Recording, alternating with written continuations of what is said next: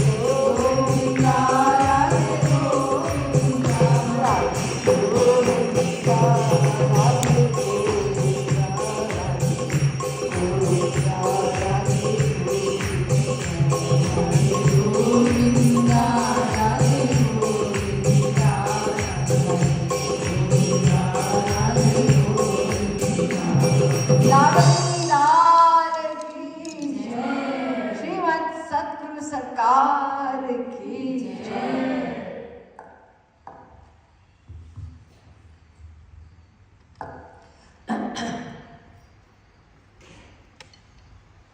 आज का जो प्रवचन का विषय है,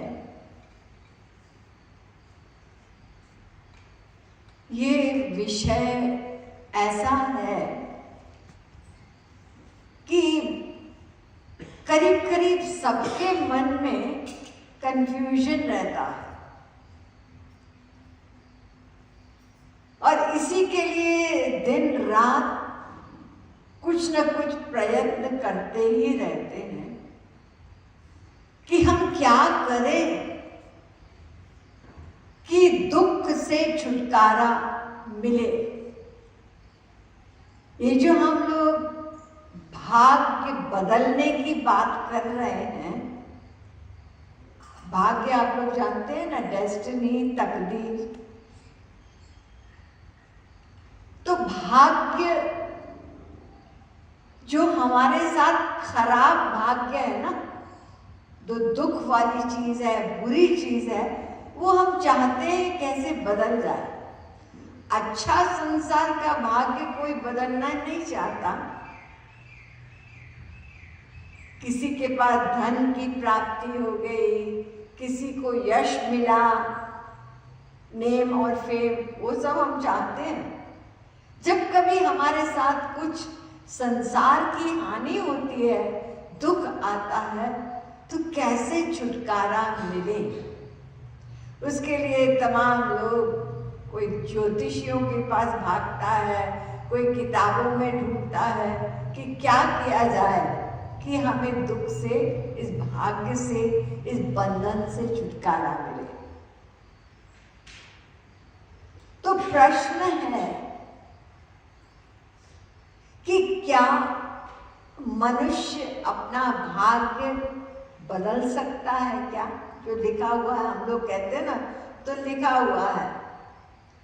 तो इस भाग्य को हम बदल सकते हैं या नहीं बदल सकते? Can we change our destiny or not? इसका उत्तर है कि हम अपने भाग्य को बदल भी सकते हैं और नहीं भी बदल सकते हैं। यानी यस भी है और नो भी है।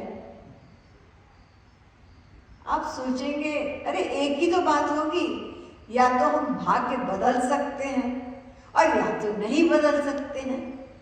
और आप तो कह रही हैं यस भी है और नो भी है, बदल भी सकते हैं और नहीं भी बदल सकते हैं। इसी बात को हमें समझना है। तो आप लोग एक एक शब्द को ध्यान से सुनेंगे तो हमेशा के लिए ये आपके मन की कंफ्यूजन ये क्लियर हो जाएगी। और जो कुछ आप लोग यहाँ सुनेंगे, ये आपको किसी भी पुस्तक में, किसी बुक में नहीं मिलेगा। ये तो हमारे शास्त्र वेद में सब कुछ लिखा हुआ है, लेकिन वो बिखरा हुआ है, सब जगह लिखा हुआ है। तो हमको कोई वास्तविक महापुरुष चाहिए जो हमको वो सारा सब्जेक्ट मैटर निकाल करके और हमको सरल शब्दों में बिल्कुल क्लियर कट लॉजिक के साथ हमारे दैनिक जीवन के एग्जाम्पल के साथ हमको समझा सके, तब हम समझ सकते हैं। पढ़कर कुछ भी नहीं समझ में आएगा। एग्जाम्पल बताते हैं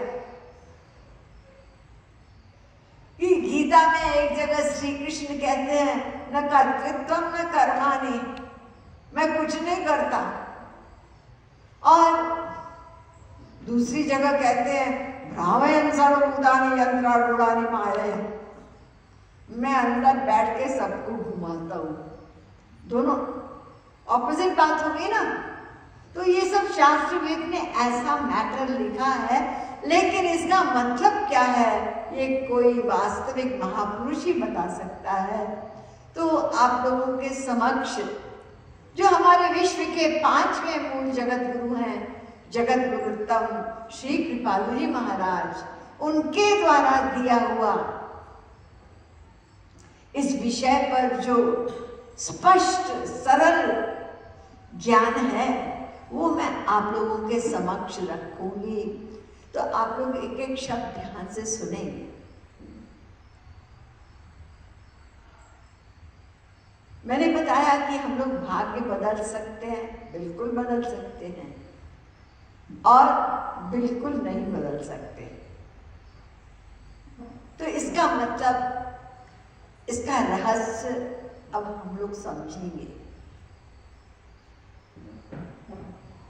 तो भाग्य क्या है ये बहुत कम लोग जानते हैं। पढ़ते रहते हैं, कोई अपनी बर्थ साइन से पढ़ते हैं क्या लिखा हुआ है, कभी ज्योतिषियों के पास जाते हैं, लेकिन भाग्य होता क्या है नहीं जानते। क्या ये भाग्य ऊपर से टपका है हमारे ऊपर, या ये भाग्य भगवान ने हमारे दिमाग मतलब जीवन में लिख दिया, ये उनका लिखा हुआ है, या हम ही जवाबदार हैं, जिम्मेदार हैं इस भाग्य के। इसको जरा समझने के लिए सबसे पहले ये कर्म का जो विधान है इसको थोड़ा सा समझ लेंगे। कर्म शब्द आप लोग सुने हैं ना, तो ये कर्म की जो थियरी है, ये जो कर्म की डॉक्ट्रिन है, आज संसार में तमाम धर्म भी मानते हैं, लेकिन जो लोग भगवान को नहीं मानते हैं ना, वो भी इस चीज को मानते हैं कि हमारे जीवन में कर्म के अनुसार हमारा जीवन चलता है। तो ये कर्म का विधान क्या है, जरा शॉर्ट में समझ लेते हैं। कर्म का विधान ये है कि जो हम कर्म करेंगे, जो कार्य करेंगे, उसका परिणाम होता है, जिसको इंग्लिश में कहते हैं कॉज एंड इफेक्ट, कारण और उसका परिणाम। तो हम लोग कर्म करते हैं ना, तो प्रत्येक कर्म का फल मिलता है, परिणाम मिलता है। तो इसलिए उसको सरल शब्दों में आप लोग सुनते हैं ना, जो करेंगे सो भरेंगे।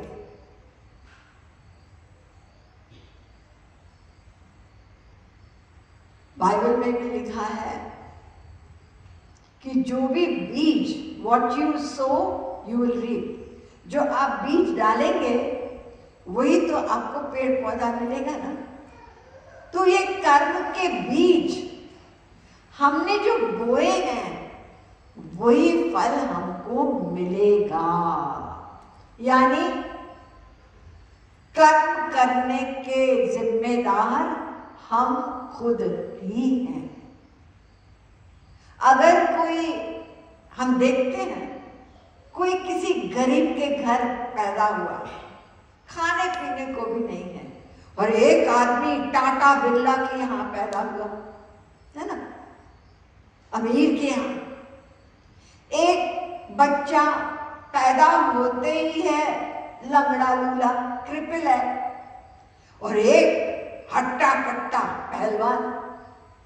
तो ये जो कुछ हम लोग देखते हैं ना, ये विरोधी चीजें हमारे जीवन में, इसके जिम्मेदार हम खुद ही हैं।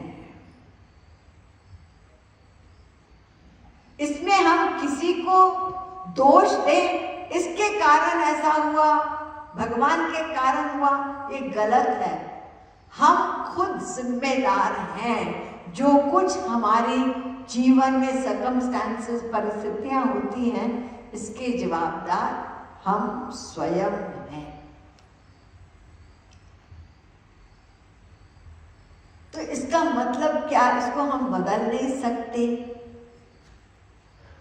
ये जो हमने किया है उसको भोगना पड़ेगा। हाँ, ये तो लिखा है शास्त्रों में, अवश्यमेव भोक्तव्यम कृतम कर्म शुभाशुभम। जो हम अच्छा या बुरा करते हैं उसका फल हमको मिलता है। पुण्येन पुण्यलोकम नयति पापेन पापम वाभ्यामेव मनुष्य लोकम। कर्म के अनुसार, अकॉर्डिंग टू कर्म जो हम लोग करते हैं ना, उसके अनुसार हमको फल मिलता है। तो मैंने सिंपल शब्द में बताया ना, जो करेंगे सो भरेंगे। तो फिर इसका मतलब हम लोग बंधे हुए हैं, यही तो बात हुई। हमने कर्म किया, उसी का भाग्य बना। तो फिर आप तो कहते हैं हम बदल सकते हैं, ये भी बात सही है। उसके लिए हमको इस कर्म के विधान को, लॉ ऑफ कर्म जो है ना, इसको थोड़ा सा ठीक से समझना पड़ेगा। कर्म 3 प्रकार का होता है। एक एक शब्द को ध्यान से सुनिए, क्योंकि मैंने बताया ना इस विषय में बहुत कंफ्यूजन है लोगों को, तो इसलिए भोगते रहते हैं। जो कुछ हम कर सकते हैं करते नहीं है, और फिर कहते हैं क्या बताएं, सब भाग्य में जो लिखा है वो होके रहेगा, ऐसा हम करते हैं। इसलिए एक एक शब्द को सुनिए। 3 प्रकार का कर्म होता है। एक होता है शब्द सुन लीजिए, फिर मैं एक्सप्लेन करूंगी। एक संचित कर्म होता है, और एक होता है प्रारब्ध कर्म, जिसको हम भाग्य भी कहते हैं, डेस्टिनी भी कहते हैं।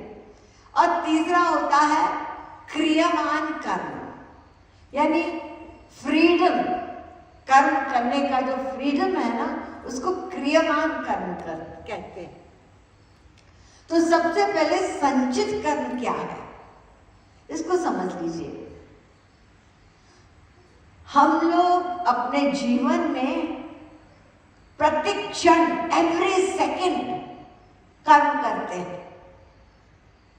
कर्म किए बिना हम रह नहीं सकते। ये गीता में भी विधान लिखा है, भागवत में भी, नहीं कश्चित क्षणमपि जातु तिष्ठत्य कर्मकृत्, 3 अध्याय का 5वां श्लोक। एक सेकंड को भी हम लोग अकर्मा नहीं रह सकते। You cannot be inactive even for a fraction of a second. तो प्रत्येक क्षण हम कर्म करते हैं, ठीक? तो जितना हमने एक जीवन में कर्म किया ना, सोचिए 24 घंटे में कितना कर्म करते हैं, तो ये सारा कर्म जमा हो जाता है। और एक जन्म का कर्म नहीं, हमारे अनंत जन्म हो चुके। तो ये सारा जो बैलेंस है, आप कह सकते हो जैसे आपका बैंक में बैलेंस रहता है ना, तो ये हमारा कर्मों का पूरा बैलेंस है, उसको संचित कर्म कहते हैं।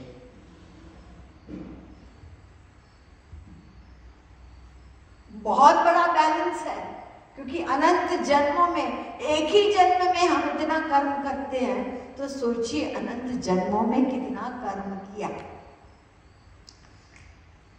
तो ये इसको बोलते हैं संचित कर्म। अब इस संचित कर्म में से, यानी ये इतना बड़ा जो हमारा पेंडिंग में पड़ा हुआ है कर्म किया हुआ, उसमें से छोटी सी चुटकी निकाल करके हमको भोगने के लिए दिया जाता है। क्योंकि जो करेंगे भरना तो पड़ेगा। हमने बीज बोए हैं, अच्छे हो बुरे हैं, वो हमको मिलेगा, हमको भोगना पड़ेगा। We have to work it out. तो छोटा सा, बहुत छोटा सा अंश हमको मिलता है जीवन में भोगने के लिए, उसका नाम होता है प्रारब्ध। भाग्य बोलते हैं उसको। तो ये प्रारब्ध जो हम लोग भाग्य कहते हैं और कहते हैं भगवान ने क्यों किया ये सब, ये हमारे ही कर्म किए हुए का परिणाम है। इसको हितोपदेश में बताया, एक्सप्लेन किया। पूर्व जन्म कृतम कर्म तद्दैव मिति कथ्यते। हमने जो पूर्व जन्म में कर्म किया तो इस जन्म में उसका नाम हो गया भाग्य। नाम खाली बदल गया, किए हुए हमारे कर्म ही हैं। जैसे शादी से पहले मिस कहा ना उसको, और शादी के बाद क्या लिखते हैं, मिसेस लिखते हैं, है ना। व्यक्ति तो नहीं बदला ना, व्यक्ति तो वही है, लेकिन नाम बदल गया, मिसेस हो गया वो।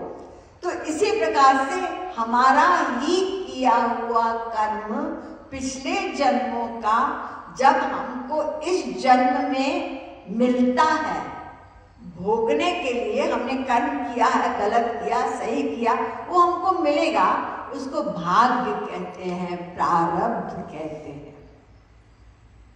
तो ये जो प्रारब्ध हमको मिलता है ना, इसमें प्लस माइनस नहीं होगा, ये हमको भोगना पड़ेगा। आप लोगों ने सुना है ना कि महाभारत के युद्ध में अभिमन्यु मारे गए, अर्जुन के बेटे अभिमन्यु, और इतने मतलब छोटी सी उम्र में उनकी पत्नी उत्तरा 16 साल में विधवा हो गई।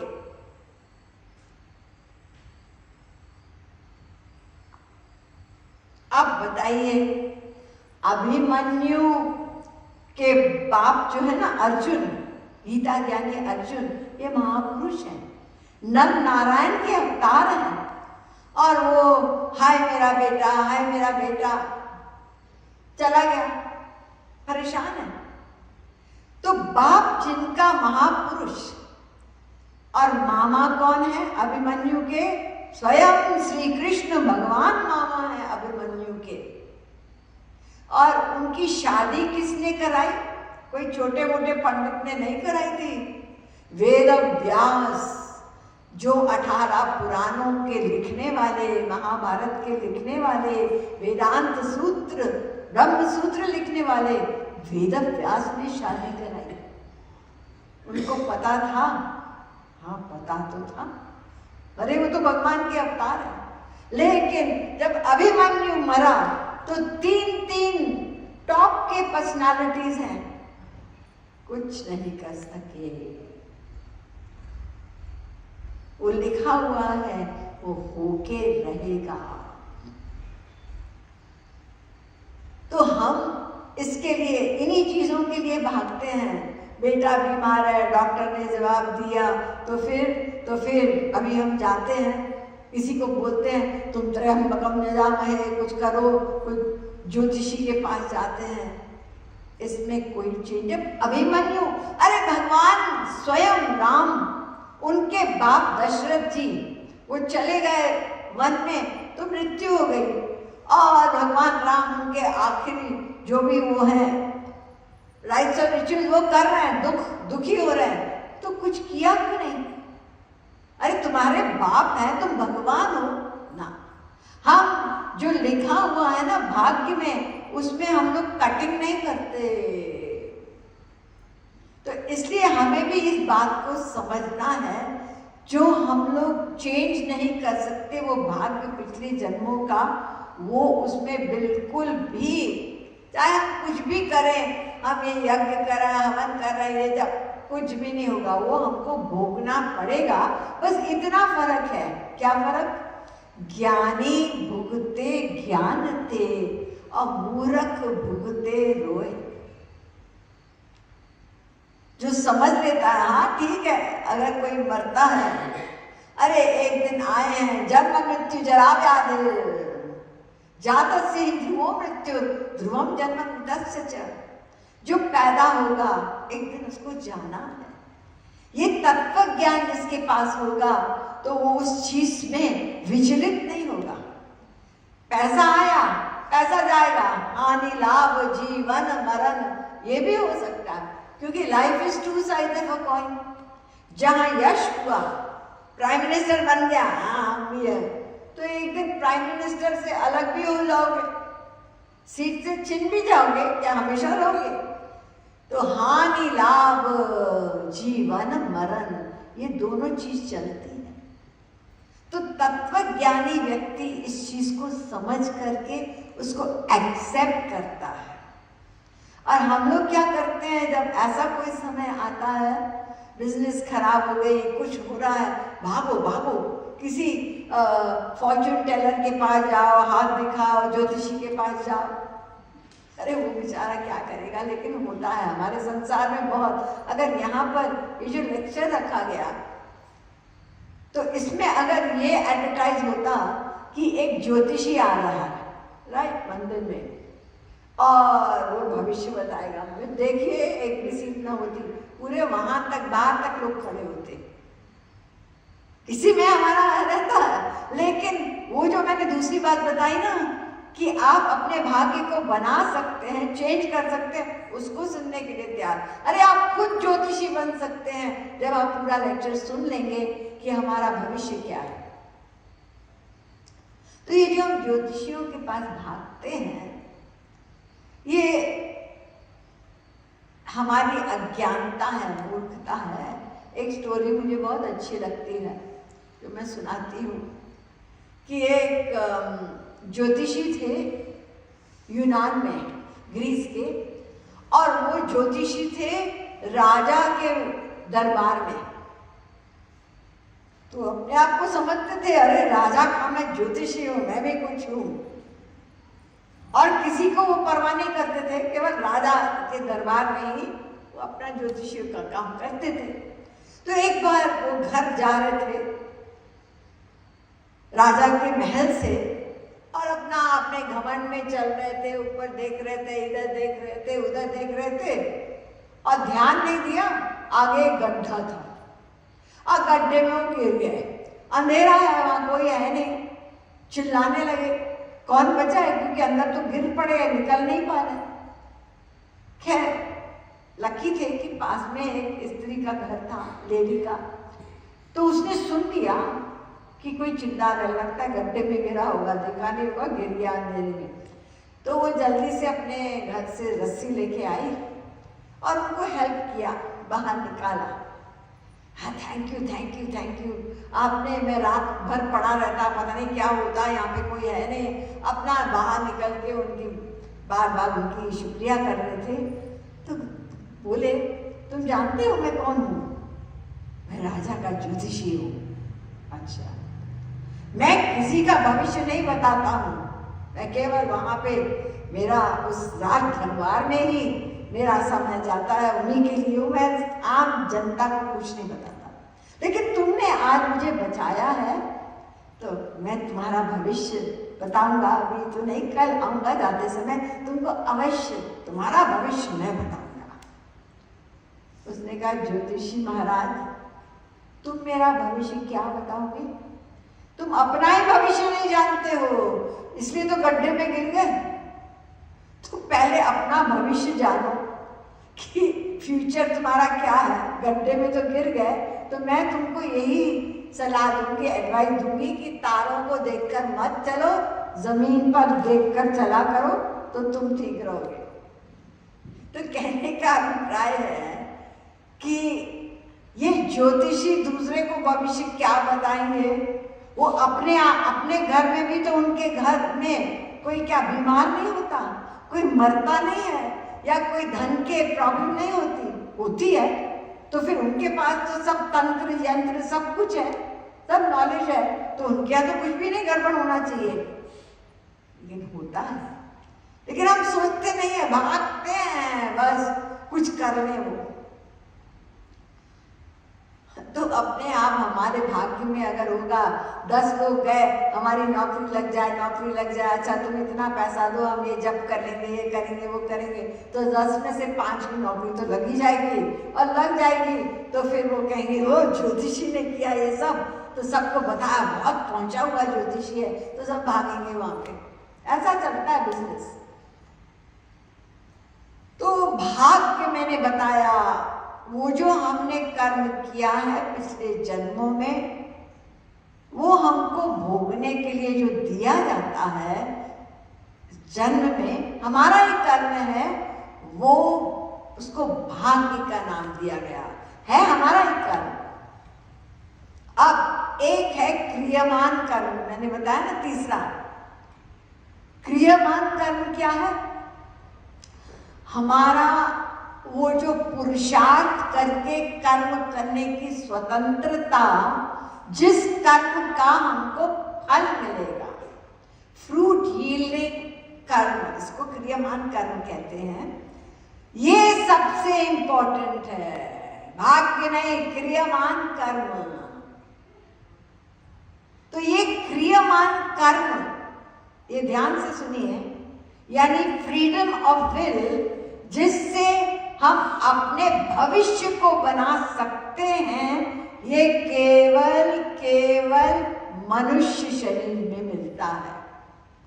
प्लस माइनस करना ये मनुष्य शरीर में, और किसी शरीर में नहीं है ये प्रिविलेज, केवल मनुष्य शरीर में। इसलिए मनुष्य शरीर की तारीफ की जाती है, बार बार प्रशंसा की जाती है कि मनुष्य शरीर में तुमको क्रियमान कर्म करने का जो अधिकार मिला है, उससे तुम सदा के लिए दुख से छुटकारा पा सकते, तुम अपना फ्यूचर बना सकते हो। तो हम बदल सकते हैं। अभी आप लोग जो यहाँ आके बैठे हो, क्रियमान कर्म कर रहे हो, उससे आपका भविष्य बन रहा है। यानी हम प्रतिक्षण प्रारब्ध लेकर तो आए हैं, लेकिन इस शरीर में whatever we do, every moment हम अपने भविष्य को शेप कर रहे हैं। हम किसी को गाली दे रहे हैं, या किसी के प्रति हमने दुर्भावना की, दुश्मनी की, किसी को ठग लिया, हमने आगे के लिए कर्म कर लिया, पूरा कर्म प्लस हो गया उस भाग्य में, वो हमारा भाग्य बना। हमने अच्छा कर्म किया, अच्छा सोचा, अच्छा किया, तो उससे हमारा भविष्य बनेगा। तो इस मनुष्य शरीर में एक, आप इंग्लिश में भी समझ सकते हैं कि we are products of the past, यानी प्रारब्ध लेके आए हैं पिछला, उसको लेकर पैदा हुए, लेकिन we are producers of the future. हम अपना भविष्य बना सकते हैं। और इस मनुष्य शरीर में ध्यान दीजिए इस बात पर, प्रतिक्षण every moment we are shaping our future. हम आगे का प्रारब्ध बना रहे हैं अपना, इसलिए बहुत सावधान रहना चाहिए। मनुष्य शरीर में हम जो कुछ करते हैं ना, वो आगे के लिए हमारा भविष्य बनता है। तो हम स्वयं भविष्य बनाते हैं अपना मनुष्य शरीर में। तो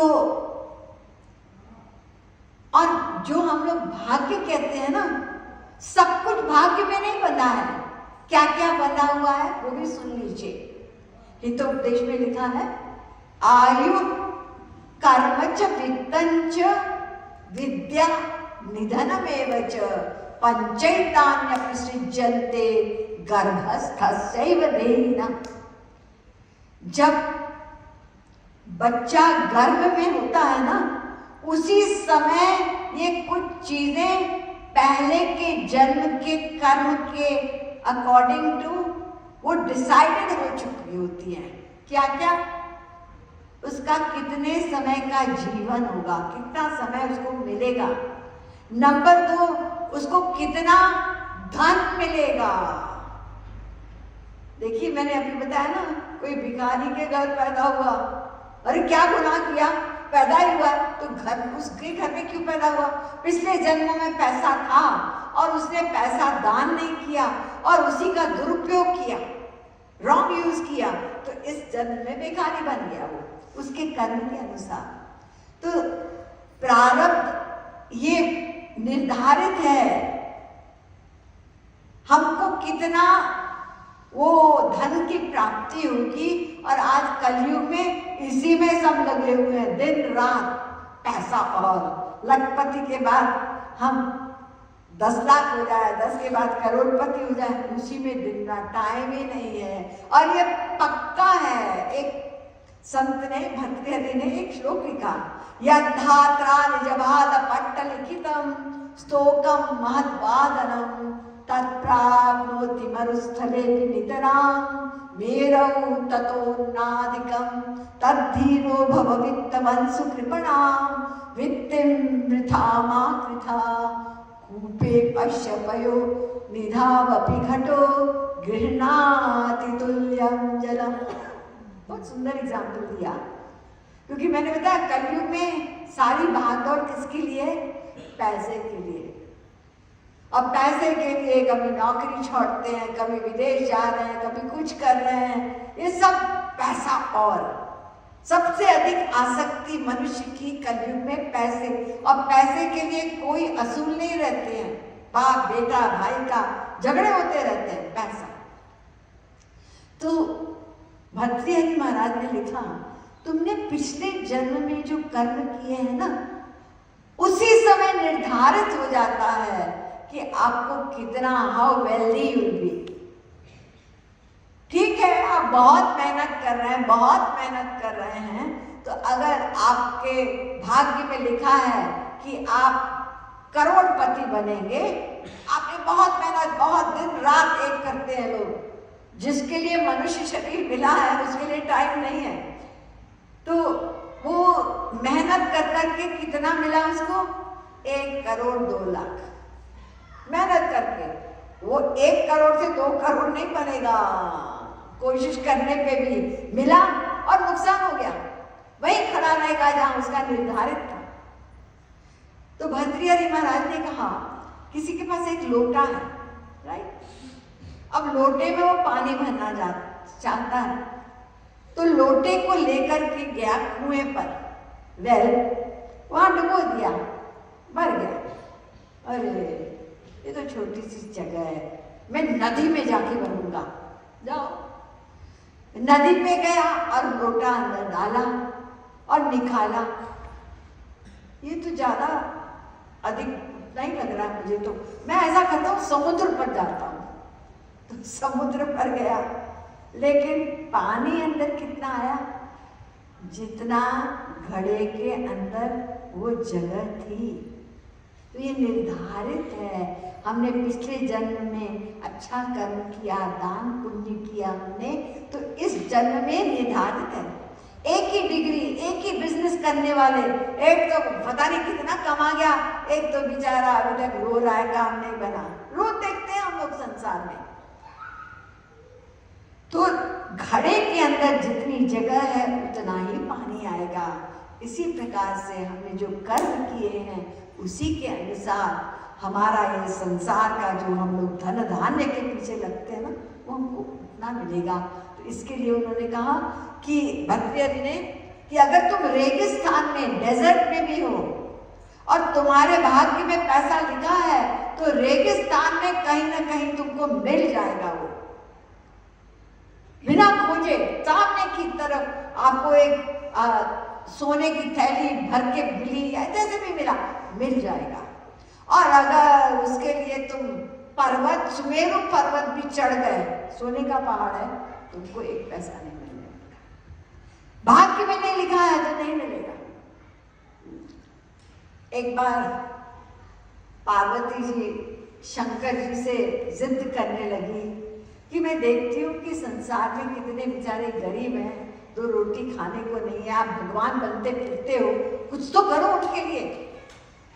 शंकर जी क्या कहें, जिद कर गई पार्वती। स्टोरी ऐसे आती है हम लोगों को समझाने के लिए। तो जब जिद कर गई पार्वती, तो शंकर जी ने कहा ठीक है, तुम जिद कर रही हो कि मैं हेल्प कर रही हूँ गरीब की, किसी गरीब की, तो चलो चलते हैं। तो दोनों गए और एक थैली में सोने के सिक्के भरे हुए 2 दूर से एक गरीब आदमी आ रहा था चलता हुआ, फटे कपड़े, समझ में आ रहा था गरीब है। तो शंकर जी ने क्या किया, सड़क के बीचों बीच वो थैली रख दी और दोनों छूट गए। अब वो गरीब चला आ रहा है बेचारा, सोचता हुआ अभी खाना मुझे कहाँ से मिलेगा, ये सब, गरीब है। और थोड़ी दूर चल रहा था, पता नहीं उसके दिमाग में एक बात आई, संसार में जो अंधे होते हैं ना, वो कैसे चलते होंगे, देख नहीं सकते, वो भी तो चलते हैं, कैसे चलते होंगे। तो उसने क्या किया, मैं भी चल के देखता हूँ, सड़क तो सीधी सीधी है, आंख बंद कर ली और चलता गया और उस थैली के आगे निकल गया। शंकर जी ने कहा, देखा पार्वती, इसके भाग्य में नहीं लिखा है, मैंने तो बनाने की कोशिश की, भाग्य में नहीं है तो नहीं मिलेगा। तो हमारा सारा जीवन इसी में चला जाता है और हो जाए बैंक बैलेंस। ठीक है, आप नौकरी करो, ये नहीं कह रहे घर में बैठ जाइए, लेकिन कुछ समय तो जिस लक्ष्य के लिए आपको जीवन मिला है उसमें तो दो आप। तो धन ये निर्धारित है, मृत्यु भी निर्धारित है। बच्चा पैदा हुआ, एक बार रोया, गया, कोई 2 साल में गया, कोई 10 साल में गया, कोई 50 साल में गया। अरे अकाल मृत्यु ऐसा बोलते हैं हम लोग, कोई मृत्यु अकाल नहीं होती, ये पक्का निश्चय है कौन जाएगा। अगर हम लोग आंख खोल के जीवन में देखें, we will learn this truths.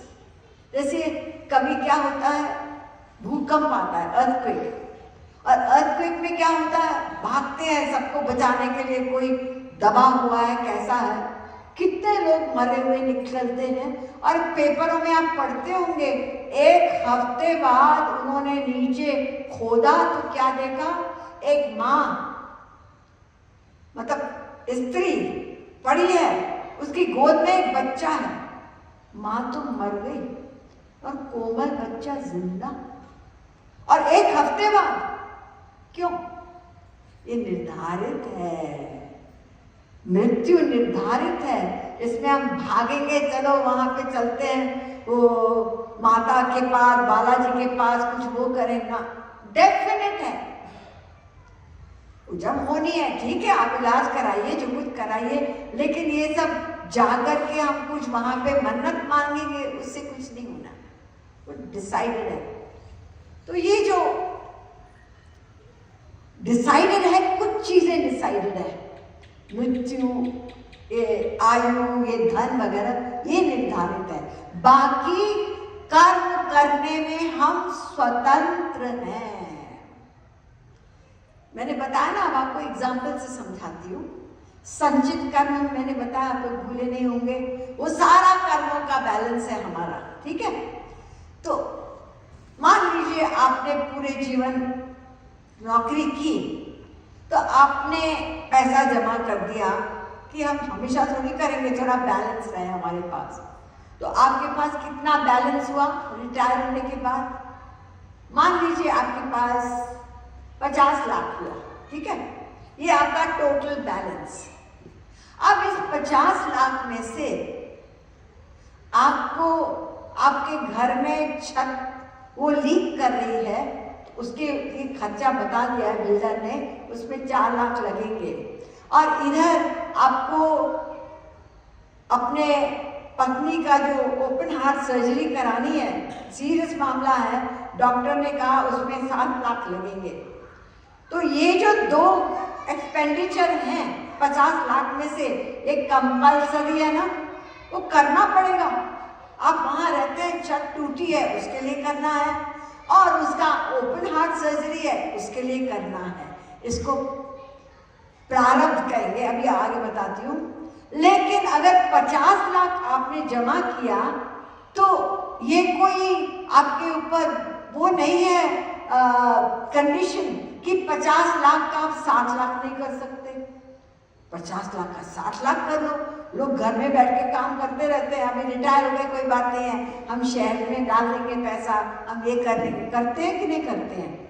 तो 50 लाख में आप और जोड़ भी सकते हैं और लालच में आके जरा पैसा कमाएंगे, वो कह रहा है शेयर में डाल दो और तुम्हारा ये 10 लाख डालोगे ना तुमको 50 लाख और मिल जाएंगे। और हमने बात मान ली और क्या हो गया, वो अपना वो भी जो हमने डाला था वो भी चला गया। यानी 50 लाख में से माइनस भी हो सकता है और प्लस भी हो सकता है, ये हमारे ऊपर है। इसको कहते हैं क्रियमान कर्म। तो वो जो हमारा बैंक बैलेंस 50 लाख था ना, वो हमारा संचित कर्म, और उसमें से जो हमको थोड़ा सा मिला कंपल्सरी, जो मैंने बताया ना कि वो सर्जरी के लिए, वो छत के लिए जो करना है, वो हमारा प्रारब्ध कंपल्सरी है, भोगना पड़ेगा। और उसमें जो 50 में हम जोड़ सकते हैं या माइनस कर लेंगे, वो हमारा फ्रीडम ऑफ एक्शन है। उसमें हम जोड़ भी सकते हैं, प्लस भी कर सकते हैं, माइनस भी कर सकते हैं। तो किसी ने कहा from human you can go to animal और from human you can go to the divine. ये आपके हाथ में है, आपके कर्म के अनुसार है। आप कर्म सही करेंगे तो मनुष्य शरीर से आप वो दिव्य भगवान की तरफ भी जा सकते हैं, आप दिव्य बन सकते हैं, क्योंकि आत्मा तो दिव्य है। और अगर गलत कर्म किया, हम लग गए ये मीट वगैरह शराब तमोगुणी जीवन किया, तो हम मनुष्य से अगले जन्म में जानवर भी बन सकते हैं। ये सब क्रियमान कर्म, ये इम्पोर्टेंट है। हम कुछ मात्रा में, तो up to a certain limit हम लोग बंधे हुए हैं, लेकिन हम उसके आगे अपने जीवन को इस बंधन से मुक्त कर सकते हैं। जैसे एक एग्जाम्पल और सुन लीजिए, प्रारब्ध और क्रियमान में किसी व्यक्ति के हैबिट की, वो लॉटरी टिकट खरीदता था। अब आशा करता कभी ना कभी तो लगेगी, कभी होता है ना, तो उसकी लग गई लॉटरी और उसको कितना मिला, 1 करोड़ लॉटरी लग गई। अभी 1 करोड़ जो उसको मिला, उसने कोई मेहनत तो नहीं की ना, बैठे ठाले उसकी लॉटरी लग गई। उसके दोस्त ने भी लॉटरी खरीदी थी और 1 नंबर का फर्क, बस 1 नंबर, लेकिन इसको मिल गया और वो रो रहा है, 1 नंबर का ही तो फर्क था। अरे तुमको मिलेगा ही नहीं, तुम्हारे प्रारब्ध में नहीं।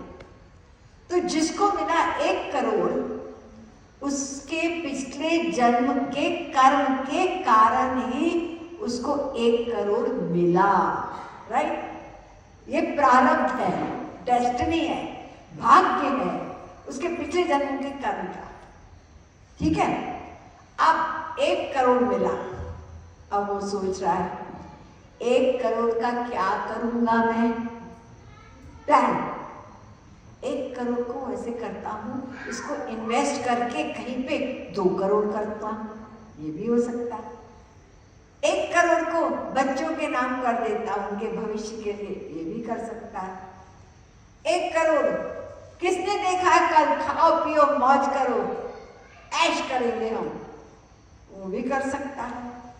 और 1 करोड़ जो मिला है, उसने सोचा मैंने तो कुछ किया नहीं, और भगवान ने कृपा जैसे भी हमको मिला, इस 1 करोड़ को मैंने किसी भगवत काम में दान कर देना है, अच्छे काम में मैं दान कर दूंगा इसको।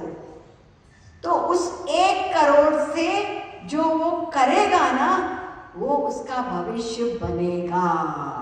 ये उसका फ्रीडम ऑफ एक्शन है।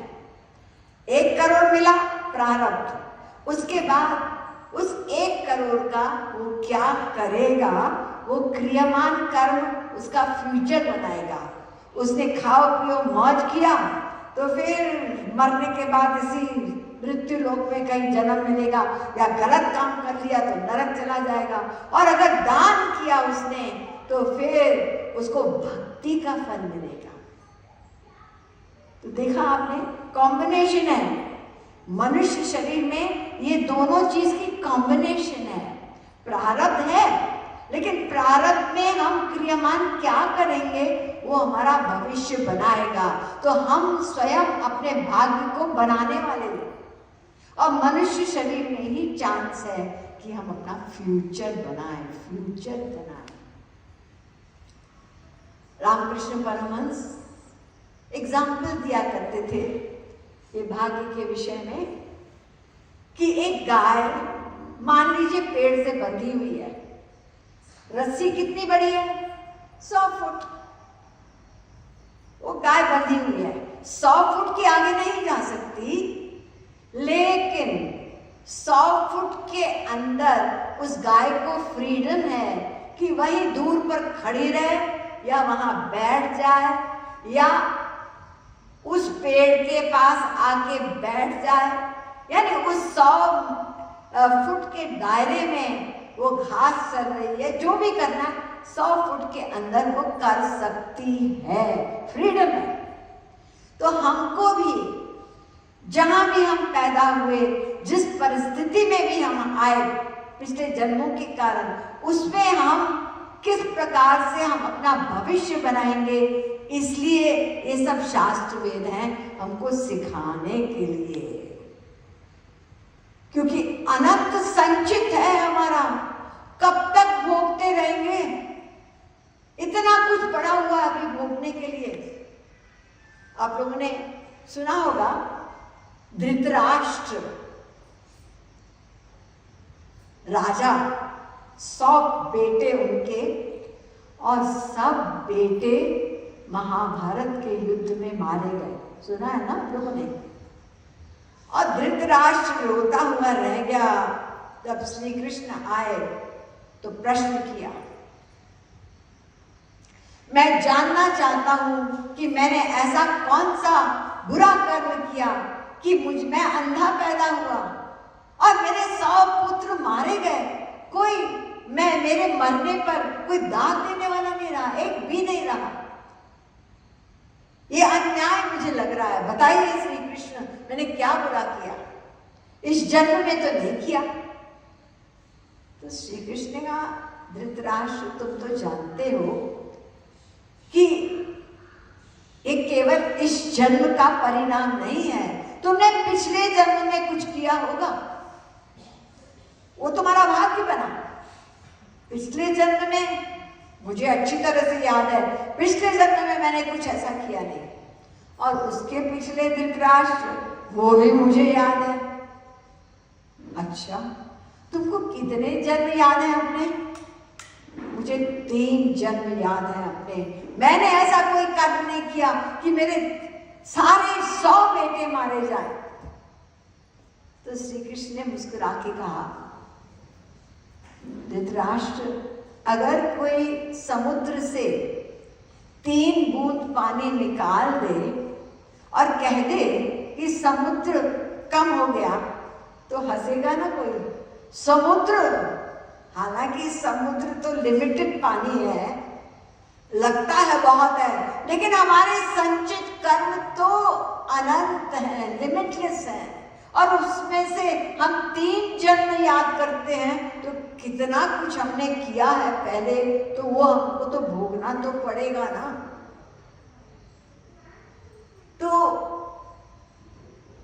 श्री कृष्ण ने कहा, जो हम करते हैं वही भोगते हैं, ये न्याय है, किसी के साथ अन्याय नहीं होता, इसलिए संभल के हमको कर्म करना चाहिए। मैं मनुष्य शरीर में ये छल कपट दाम पेच पैसा कमाने के लिए या कोई हमसे किसी से दुश्मनी कर रहे हैं, ये सब हमारा भविष्य बना रहे हैं, प्रतिक्षण बना रहे हैं।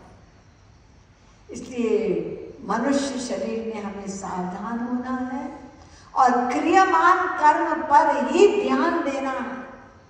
हमारे हाथ में है कि हम अपना भविष्य बनाएं, और कैसे बनाएं? श्री कृष्ण ने कह दिया, भगवत गीता का अंतिम श्लोक। अब वहां तक हमको जितना भी समय लगे, लेकिन लक्ष्य तो वही रखें, उसी को सामने रखें। क्या?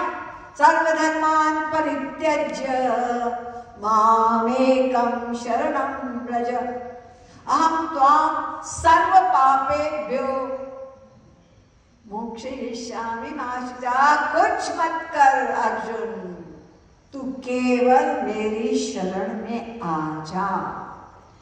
शरण का मतलब भी उन्होंने बता दिया 8वें अध्याय के 7वें श्लोक में, तस्मात् सर्वेषु कालेषु मां मनुस्मर। अपने मन बुद्धि से, देखो मन कर्म करने वाला मन है, ये बात आप नोट कर ले। भगवान वही कर्म लिखते हैं हमने जिसमें हमारे मन का अटैचमेंट हो, वही कर्म है। वो अटैचमेंट संसार में है तो बंधन, और मन का अटैचमेंट हरि गुरु स्पिरिचुअल एरिया, दिव्य एरिया में है, तो वो अटैचमेंट एक दिन हमको कर्म के बंधन से मुक्त कर देगा। तो अनंत तो बाकी है, और कितनी बड़ी कृपा है कि केवल शरण में जाने से भगवान सारी फाइल उठा के जला देंगे। हमको एक भी कर्म का भोगना नहीं पड़ेगा, हम वही नहीं करते, अपने आप को बांधते चले जाते हैं संसार में। और भगवान कहते हैं बस तुम ये करो, संसार में ड्यूटी करके और मन मुझ में रखो, बस तुम्हारा काम बन जाएगा। और ये बात हम केवल मनुष्य शरीर में कर सकते हैं। तो क्रियमान कर्म पर हमको ध्यान देंगे तो हमारा भविष्य, अब तक जहां खड़े हैं ये हमने ही कर्म किया है, और आगे भी अभी हमारे पास समय है, मनुष्य शरीर मिला है, ये तत्व ज्ञान को मिल रहा है, तो हम क्रियमान कर्म करके, यानी तन से जगत कर्म गोविंद राधे, मन से भजन कर्मयोग बता दे। शरीर से संसार में अनासक्ति युक्त करने का अभ्यास करें, ये टेम्पररी है। हम आत्मा हैं, हमारा संबंध भगवान से है, और उसको भूलने के कारण ही ये सारा चक्कर चल रहा है। तो हमको भगवान इस मानव देह में ये हमको अवसर देते हैं कि कर लो अपना क्रियमान कर्म और निकलो इस जाल से। इतना हमने खराब कर्म किया, अरे तुम सोचो कुछ भी नहीं, मैं तुमको किसी भी कर्म का दंड नहीं दूंगा, तुम बस मेरे पास आ जाओ, बस सब कुछ माफ।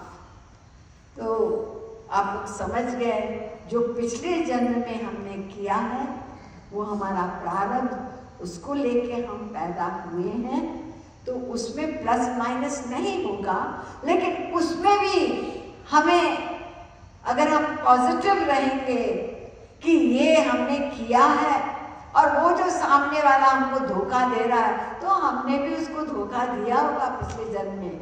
नहीं तो हम क्या करते हैं, उसने ऐसा किया, उसने ऐसा किया, मेरी प्रॉपर्टी को उसने ऐसा किया, हम बस उसी चिंतन में रहते हैं। ये कर्म, ये इंडिविजुअल नहीं है, पिछले जन्मों में हमने जो कुछ किया हमें कहाँ याद है, लेकिन किया है तो आज भोग रहे हैं, उसमें प्लस माइनस नहीं होता। लेकिन उसका आगे अपना भविष्य, जैसे पहले हमने किया और वो हमारा भाग्य बना, तो आज भी हम कर सकते हैं, और अपने भविष्य को हमारे हाथ में है, हम क्या बनाएंगे। तो एक इंग्लिश कोटेशन मुझे बहुत अच्छी लगती है, उससे ये बात स्पष्ट होती है। एक व्यक्ति भगवान से प्रार्थना कर रहा है कि हे प्रभु, आप कृपा करके मेरे अंदर वो शांति दे दो, एक्सेप्टेंस दे दो उस कर्म के लिए जो मैं बदल नहीं सकता। एक्सेप्ट करने में तो ऐसी हमको शांति दे दो, serenity to accept what I cannot change and give me the courage to change what I can। ये हमारे अंदर वो साहस दो कि हम जो कुछ बदल सकते हैं मैं बदल लूं। और इम्पॉर्टेंट बात, मुझे ये बुद्धि, ये ज्ञान दे दो कि मैं दोनों में अंतर क्या है ये जान सकूं। कौन सी चीज मैं बदल नहीं सकता उसको एक्सेप्ट करूं, और जो मैं बदल सकता हूं उसको मैं कर सकूं। ये दोनों में अंतर जो हो ये मेरी बुद्धि में समझा दो, ताकि मैं इस मानव देह का एडवांटेज ले सकूं। आप लोग समझ गए, हम अपना भविष्य बना सकते हैं। ये तत्व ज्ञान, मैं शरीर नहीं हूं, ये संसार शरीर के लिए भगवान ने बनाया, रोटी कपड़ा मकान ये शरीर के लिए है। मैं आत्मा हूँ, आत्मा हूँ और भगवान से अलग हूँ। जो हमारे हम त्वमेव माता बोलते हैं, सर्वम मम देव देव, तो उनके साथ अपना संबंध जोड़ने की हम प्रयत्न जो करेंगे ये हमको करना है। जो कर सकते हैं वो भगवान हमको ये ज्ञान दे दो। हम तो सारा टाइम जो बदल नहीं सकते उसी में पड़े हुए हैं। तो आप लोग समझ गए कि मनुष्य अपने भविष्य को बना सकता है, ये हमारे हाथ में है। एक बार, क्योंकि अक्सर हम लोग ऐसा करते हैं, कोई भी संत महात्मा तो तत्व ज्ञान जिसको नहीं होता, वैसे तो ऐसे भी लोग घूम रहे हैं हमारे संसार में, आओ हमारे पास बेटा दे देंगे, नौकरी दे देंगे, ऐसे किंतु है। लेकिन वास्तविक महापुरुष जो होगा वो आपको संसार देने का दावा नहीं करेगा, आपको असली चीज देगा जिससे आपके मन में शांति पैदा होगी, जिससे आप अपना भविष्य बनाएंगे। तो एक लड़की गई हमारे महाराज जी के पास और कहने लगी, आप इतने बड़े महात्मा, आप मेरा भविष्य बताइए। तो हाथ उन्होंने आगे किया, बेटा नहीं नहीं नहीं, अभी शाम का समय था, कल सुबह आना, दोपहर को आना और मैं तुम्हारा भविष्य बताऊंगा।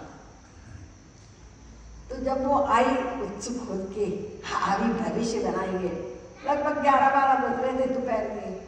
तो महाराज जी ने वो होता है ना मैग्नीफाइंग ग्लास, तो वो मंगवाया कि मैं तुम्हारी रेखा देखूंगा। तो मैग्नीफाइंग ग्लास जब धूप की ओर करो ना तो वो कॉन्सेंट्रेट करके वो चीज ऐसे लगता है जैसे एकदम हाथ जल जाएगा। वो फोकस होके वो जो सन की रेज आती है ना, तो थोड़ी देर में देख इसका हाय हाथ जल रहा। माली मुस्कुरा के बोले देख, मैं किसी को भविष्य बताता नहीं हूँ, मैं भविष्य बनाता हूँ। तो महापुरुष आते हैं हमारा भविष्य, हमारी हेल्प करने के लिए कि हमारा भविष्य बने और हम इस भाग्य के चक्कर से, दुख के चक्कर से सदा के लिए मुक्त हो जाए। विशेष फिर कभी ये आज जो प्रवचन है, क्योंकि आप लोगों को सब व्यस्त रहते हैं ना, तो एक दिन पहले भी नहीं रखा, वीकडेज है, तो अगले शनिवार को पुनः मैं यहाँ पर आऊँगी और शाम को इसी समय फिर से प्रवचन होगा। तो दूसरा कोई विषय होगा, लेकिन वही होगा हमारे भविष्य बनाने वाला, वही विषय होगा। तो इसलिए आप लोगों से ये निवेदन है कि आप लोग अवश्य आइए। और दूसरी बात मेन है कि समय से आएंगे तो पूरा विषय समझ में आएगा। मैंने पहले ही बताया कि इसके विषय में लोगों को बहुत कंफ्यूजन है कि हम भाग्य में बंधे हैं कि तो क्यों बंधे हैं, भगवान ने किया कि क्या, ये सब कंफ्यूजन बहुत रहता है। तो आज मैंने खोलकर एक एक बात एक्सप्लेन की है। जो लोग शुरू से सुने हैं तो मेरा ख्याल है कि उनके डाउट्स क्लियर हो गए होंगे, और अभी भी कुछ पूछना है तो आप लोग आरती के बाद मुझसे पूछ सकते हैं। बोलिए भक्ति योग रसाता जगत गुरुत्तम श्री कृपालु महाप्रभु की जय, वृंदावन बिहारी लाल की जय। बस 5 मिनट संकीर्तन कर लीजिएगा, उसके बाद आरती करें।